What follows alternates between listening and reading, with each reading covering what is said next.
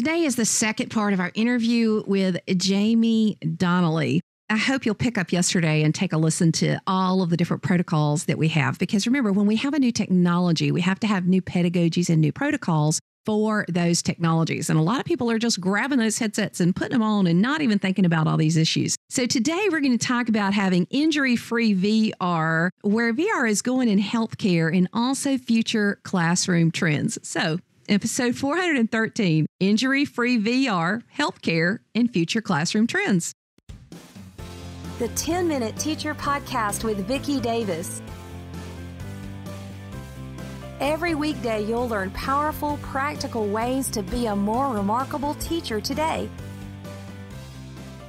Absolutely. And so I have a protocol for exiting virtual reality. So I'm just going to talk through what I teach to my students is first you speak to the person and you say, are you ready to come out?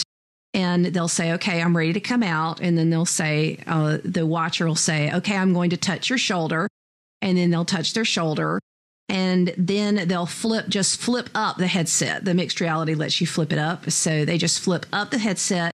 And then after the person readjusts, they take everything off and, put it back where it belongs, because sometimes when that person comes out, it just takes a little bit to adjust. I do think there is an adjustment between the virtual world and depending on what you're doing and the real world. Absolutely. And, I think that's really great as they're talking them through it because they can hear them. It's interesting, though, when you're in virtual reality, how easy it is for you to kind of detach yourself from what's really happening. Even if you hear people talking, you're not really paying attention. Oh, You're not so at all. actively engaged in that VR. So I can see as somebody's kind of swinging around and, manipulating, and they have their controllers or wands with them, and they might accidentally hurt a student that's trying to help them. Mm-hmm. So, I think that there are certainly some things, and I do like that you have them actively connect verbally, make sure they understand that they're walking up to them, that they, that they're prepared for that. So those types of things I think are going to be key to help keep a safe environment. And how many kids want to go up and spook somebody when they're inside a VR? There's that's part of being a kid. They naturally want to, but I just think it's not a good thing. I think it's, if you want a classroom of trust, honestly, when I'm in VR, I'm struggling with something I'm trying to make happen in VR that I just want to make it easier to access the 360 videos in particular. I have a amazing young man at my school, and he's undergoing some treatments for a medical condition, and he had a dream of swimming with sharks. So I took him to my classroom.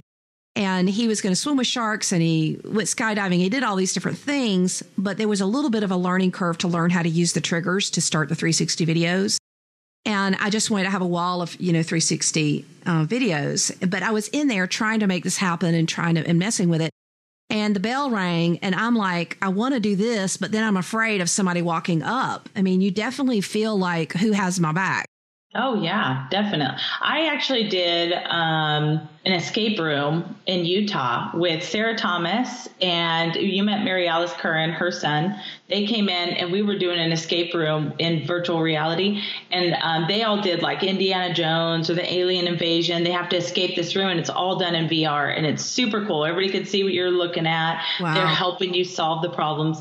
Well, Curran came up and spooked me when I was in the scary house one, trying to escape this room with these crazy looking dolls.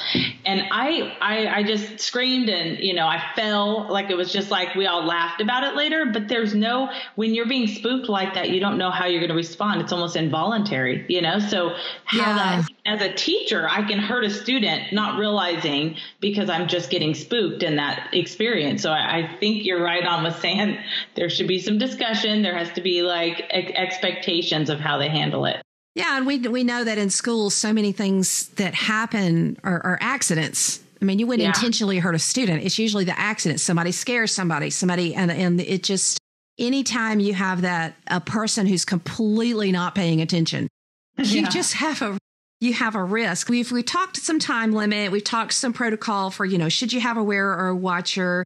There's also a time to stand and a time to sit in a chair. Do you when do you decide that this is going to be an activity that I'm going to stand for? And then when do you decide that I'm going to have like ideally a chair, I would think that would rotate and move. But how do you decide between those? I think that can also be something you ask your students to monitor as well, that maybe you're bringing them to the Eiffel Tower and they're afraid of heights in real life, like let's say you really go somewhere where there's a real fear of heights. I think some students are going to be okay and some students are really going to have some anxiety about it. So I think also helping them regulate what they're capable of doing. I know that gaming is really always been about like what's appropriate age. What we're starting to see with virtual reality, they're starting to like measure how much somebody can withstand in VR. How is this mild? Is this moderate? Is this extreme? Is this a lot to adjust to in VR? And I think even recognizing those types of encounters, the teacher definitely has to go through it themselves. They have to also fully explain that to students and sharing what they're going to experience. And I know Curiscope does the, swimming with the sharks, the video, 360 video, which is phenomenal. And so, that might be something that somebody legitimately has a fear of sharks and, to be able to put them in an experience like that, not prep them for it and really help them gauge, is this something they should do, is really the teacher's responsibility. Yeah. And their maturity, because I have an irrational fear of sharks, but it's more because I saw Jaws at the very wrong age. But, here's the interesting thing is many, many years ago, I guess when I was in middle or high school, I had a basketball coach who talked a lot about visualization and, they would help us visualize actually making the free throw before we shot the free throw. And if you could visualize it going in, your odds were much higher of making the shot. And so since then, I've always kind of keyed in on visualization. And I had read that, if you're stressed out and you close your eyes and you actually visualize yourself at the beach, that your mind doesn't know the difference and actually thinks you're there. And, I've seen some things where they took terminally ill patients and they put them into VR and measured, took them to the beach or the mountains or wherever, and they measured their heart rate and their heart rate went down and they took less pain medicine. Because it really is a virtual experience. I mean, Ready Player One is out there and people kind of think that's all sci-fi. But, I do think that VR is going to play a part in our world. And I do think that there are issues of, I remember when I put on my first headset, I was writing a piece for Acer about their mixed reality headset. Mm-hmm. And this was last summer. And I got the headset, I got the laptop, I got all set up in my den. And 9:30, I went in. And 5 minutes later, no lie, I took off the headset and it was 12:30 at night. That is the most engrossed in a technology I've ever been in my life since I first got on the internet the first time. When I first got on the internet the first time, same thing happened. 5 minutes later, it was 4 hours later.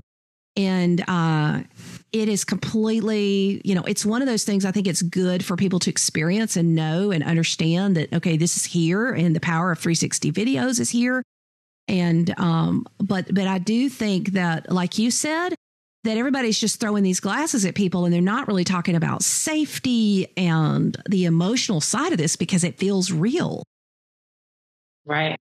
And, you mentioned, these patients that go in. I mean, I've heard about burn victims that actually most of their body's burned and they're in excruciating pain. And you put them in a serene, cool environment, maybe out in the snow.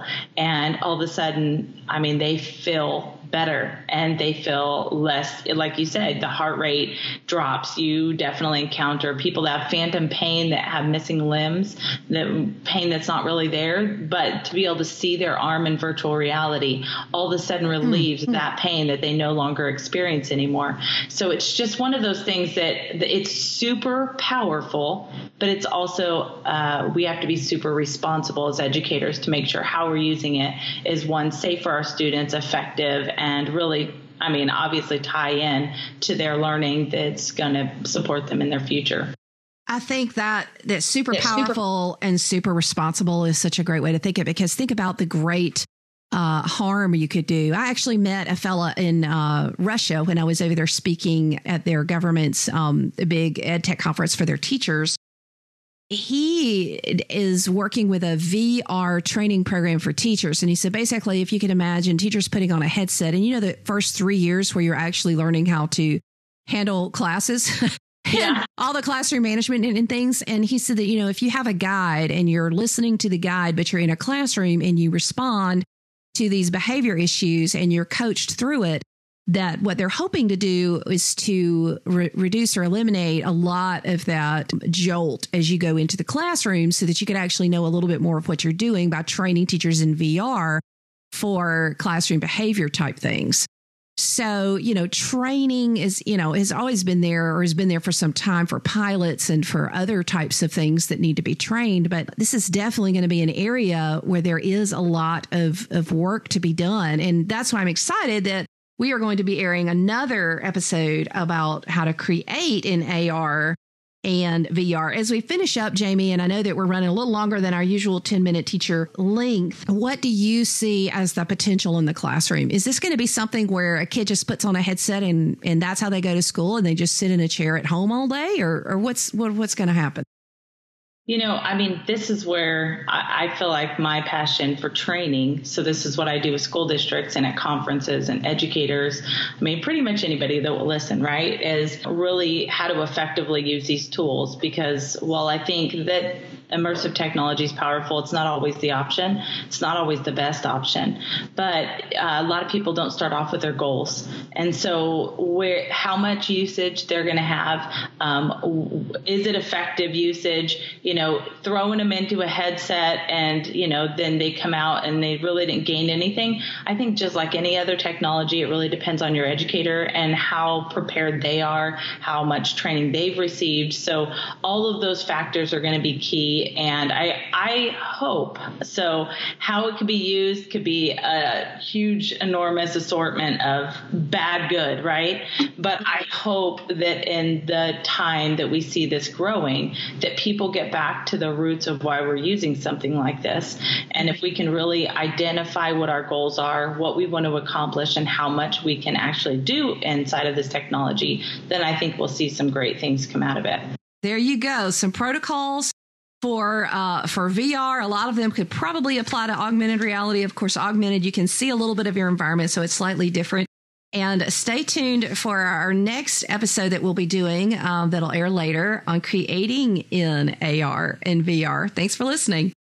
Jamie has given us so many things to think about today, and I don't want you to be scared of virtual reality. It's definitely something that we'll be using in the classroom. We just have to be wise, educated teachers who love our kids and want to use things in the right way. In fact, I picked up a whole bunch of VR headsets just for cell phones that were very inexpensive at my local discount store, and I'm still going to use them. But you better believe that I'm going to talk about things like motion sickness or that sort of thing, and I'll certainly share that list of items. Now, as we finish up today, the 40-Hour Workweek Club does finish on January 10th. It's from my friend Angela Watson, who's sort of a productivity guru expert for teachers. And it has saved me so much time. I do hope that those of you who are interested will go ahead and sign up and get in on this cohort. You can go to coolcatteacher.com/40, and that will take you to the place you need to go on her website so that you can try to sign up and find all about it. Now, there's also some free resources on that website that you can go through. There's like a 5-day challenge and some other stuff that can save you time. But when it closes, it won't open up again until July. So I hope you'll take advantage of it and go to coolcatteacher.com/40. Thanks for listening.